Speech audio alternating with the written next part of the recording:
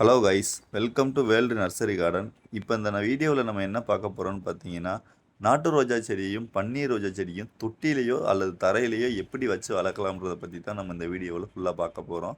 அதுக்கு முன்னால் நம்ம சேனலை சப்ஸ்கிரைப் பண்ணிக்கோங்க, பக்கத்தில் உள்ள பெல் ஐக்கானையும் கிளிக் பண்ணிக்கோங்க.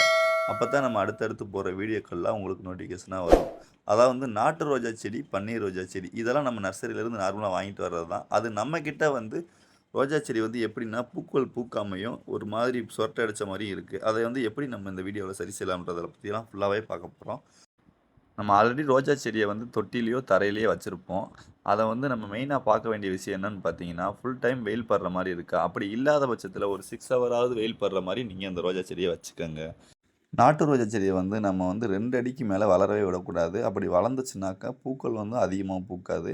அதனால் நாட்டு ரோஜா செடியை ஒரு 2 அடிக்கு கீழே இருக்கிற மாதிரியே பார்த்து கட் பண்ணி வச்சுக்கோங்க. அப்போ தான் பூக்களுமே கொஞ்சம் அதிகமாக பூக்கும். இப்போ இந்த வீடியோவில் பார்க்குற ரோஜா செடி பூராமே ஒரு அடியை தாண்டி வளர்ந்துருக்காது. அதை அவங்க விற்கிறதுக்காண்டி வச்சுருக்கிற செடிகள் இது பூராமே. நீங்கள் வளர்க்குறதுனால ஒரு 2 அடி அளவுக்கு வச்சு வளர்த்துக்கோங்க. நீங்கள் தொட்டியில் வச்சுருக்கிற ரோஜா செடியில் இருக்கிற மண் ஃபுல்லாகவே தான் இருக்கும். அதை நம்ம முடிஞ்ச அளவுக்கு ஃப்ரீ ஆக்கி விட்றணும். ஃப்ரீ ஆக்கி விட்ட பிறகு உரம் என்ன கொடுக்கலான்னு பார்த்தீங்கன்னா, இயற்கை முறையில் நம்ம ஆட்டெருவு மாட்டெருவு இந்த மாதிரியும் போட்டுக்கலாம். அதுக்கப்புறம் பார்த்தீங்கன்னா வெர்மி கம்போஸ்ட்டும் கூட கொடுக்கலாம். அது இல்லாமல் செயற்கை முறைன்னு பார்க்கும்போது டிஏபி இந்த மாதிரி உரங்கள்லாம் பயன்படுத்தலாம். அதுக்கப்புறம் ரோஜா செடியை பூக்கள் இருக்கிறத பூராமே நம்ம கட் பண்ணி எடுத்துடணும். பூக்களை ஃபுல்லாகவே நம்ம கட் பண்ணி எடுக்க தான் பூக்கள் அதிகமாக பூக்கும். அதாவது ஒரு இலை விட்டு 2 இலை விட்டு நம்ம கட் பண்ணி எடுக்கணும். அதாவது பூக்களை ஒட்டி கட் பண்ணாமல் கொஞ்சம் இறக்கி கட் பண்ணணும். அப்படி கட் பண்ணும்போதுமே கொஞ்சம் சாய்வாக தான் கட் பண்ணணும்.